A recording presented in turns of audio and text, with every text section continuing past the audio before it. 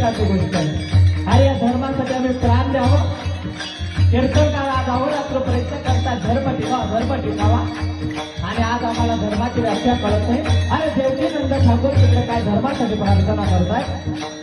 त्या अयोध्येमध्ये आमचं अस्तित्व राम मंदिर बनलं ना, काशी मथुरामध्ये सुद्धा आमचं मंदिर बनलं पाहिजे। आणि धीरेंद्र बाबा शास्त्री काय सगळं प्रयत्न करतायत, आणि तुम्ही आम्ही खुशाच्या धर्माला कलंक लागेल असं जीवन नको नाही।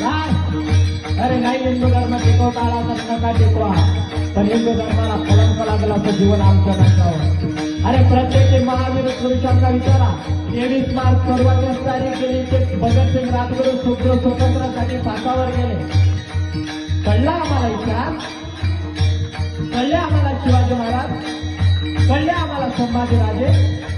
आम्हाला संभाजीराजे कळले असते तर आम्ही कपाळाला शिळा लावला असता, आम्हाला शिवाजीराजे कळले असते तर आम्ही चंद्रकोर लावला असता।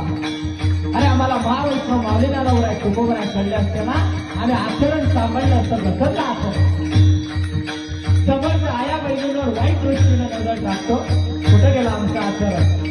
अरे प्रत्येकाला जर विचारलं तर प्रत्येकाच्या मनामध्ये एकच वाटते, धर्मासाठी प्राण देणाऱ्याला विचारा, त्याच्या मुखामध्ये एकच वाक्य निर्माण होतं। त्याला जर विचारलं तुम्हाला काय पाहिजे, तो म्हणतो नाम दे नाम चाहिए, नाम दे इनाम चाहिए। गोर से सुनना मेरे नाशिक वाले लोग, नाम दे नाम चाहिए, नाम दे इनाम चाहिए, मुझे तो भगवा रंग से रंगा पूरा हिंदुस्तान चाहिए।